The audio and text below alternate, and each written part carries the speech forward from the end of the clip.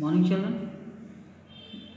कल मैंने आपको सिखाया था विशेषण आश्रित उपवाक्य और संज्ञा आश्रित उपवाक्य, उनकी पहचान करनी है और लिख देना है और रेखांकित होकर मिलेगा आपको। संज्ञा आश्रित उपवाक्य की पहचान बताई थी मैंने आपको, अक्सर की लगा होता है, ठीक है ना, ऐसे।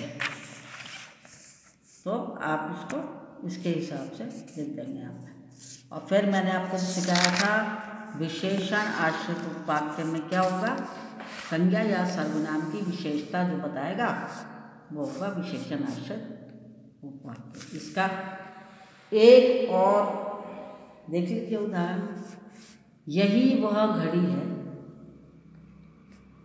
देखो सब सर्वनाम से शुरू हो रहे हैं। यही वह घड़ी है, घड़ी नहीं है सर्वनाम, घड़ी संज्ञा है। यही वह घड़ी है जिसे सुमन ने मुझे जन्मदिन पर दिया था।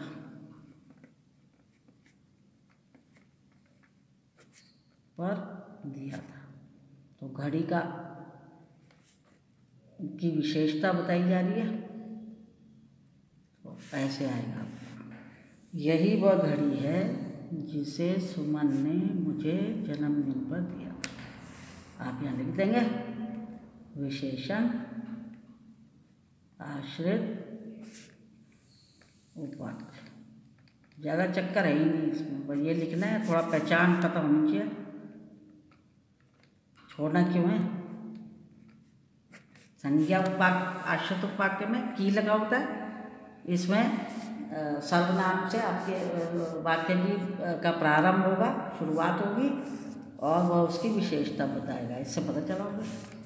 अब क्रिया विशेषण आश्रित उपवाक्य। क्रिया विशेषण आश्रित उपवाक्य में क्या होता है, क्रिया के संबंध में सूचना देने वाले या विशेषता बनाने वाले जो वाक्य होते हैं उन्हें क्रिया विशेषण उपवाक्य कहते हैं। 5 प्रकार के होते हैं। मैंने जब पद परिचय आपको सिखाया था तो बताया था।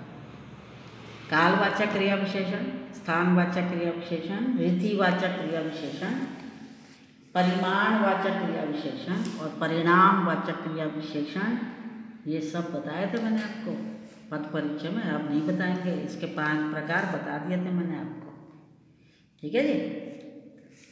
कालवाचक, स्थानवाचक, रीतिवाचक, रीतिवाचक में कहा था मैंने तरीका होता है, ढंग, और परिमाण में मात्रा पता चलेगी किसी चीज़ की, और परिणाम में फल, नतीजा निकलेगा। ये 5 होते हैं, ये इनका यूज इसमें भी होगा, उससे ही पता लगा होगा। कैसे? आप खुद बता नहीं सकते ना, सामने तो हो नहीं मेरे। जब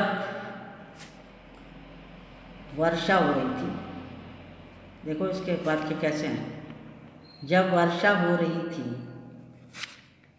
है ना, कोई समय होगा ना जब वर्षा हो रही थी, तब छात्र मैदान में थे।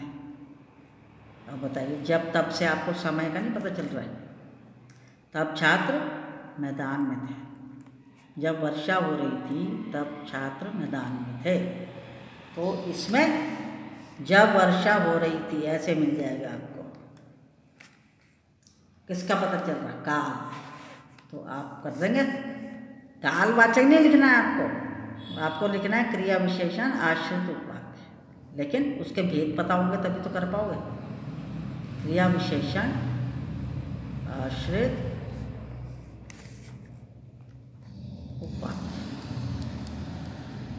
याद रखिए, पद परिचय में सिखाए थे मैंने आपको, काम आएंगे। व्याकरण को तो कभी नहीं भूलना चाहिए, कभी भी। क्रिया विशेषण आश्रित उपवाक्य।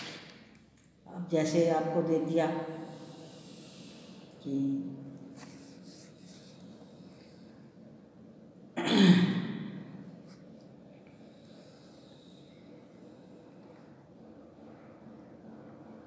यदि वह मांगता, यदि वह मांगता, अभी मांगा नहीं है उसने, लेकिन यदि वह मांगता तो मैं उसे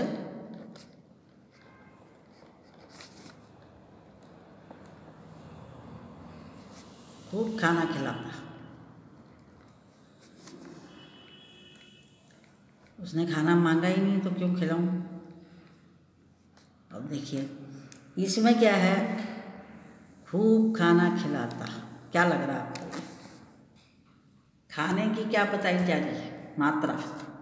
यदि वो मांगता तो मैं उसे खूब खाना खिलाता। है तो क्रिया विशेषण आश्रित वाक्य ही, लेकिन आप किससे पता लगाओगे कि ये इसका कोई भेद है।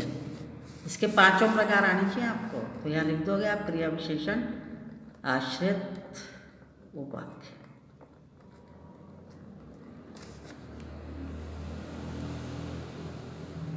थोड़ा सा मिश्र वाक्य में थोड़ी दिक्कत होगी आपको, बाकी तो ठीक ही है सब। क्रिया विशेषण आश्रित उपवाक्य, ठीक है। और देखिए इसका, जिस विद्यालय में, विद्यालय किसी जगह पर तो होगा, जिस विद्यालय में तुम पढ़ते हो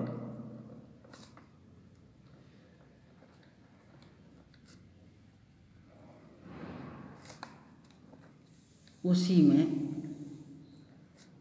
मैं भी पढ़ता हूँ। क्या लग रहा है आपको?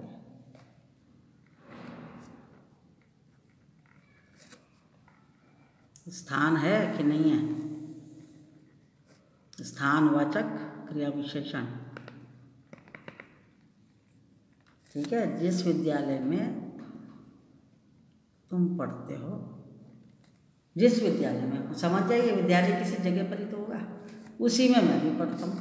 तो यहाँ पर स्थानवाचक है, आप लिख देंगे क्रिया विशेषण आश्रित उपवाक्य।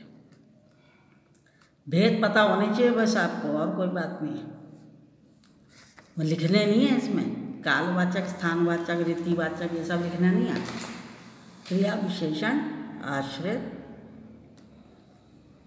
उपवाक्य,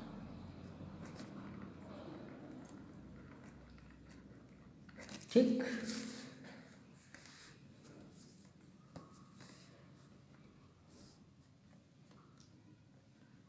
यदि मैंने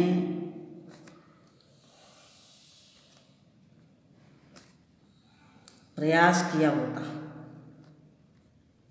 प्रयास माने कोशिश, यदि मैंने प्रयास किया होता तो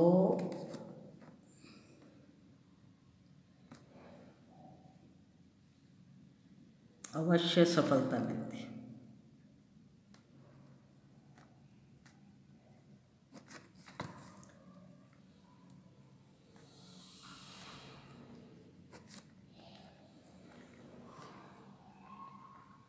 अब बताइए इसमें क्या पता चल रहा है आपको?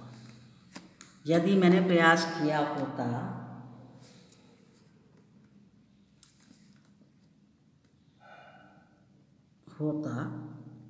तो अवश्य सफलता मिलती, तो आपको ऐसे मिलेगा।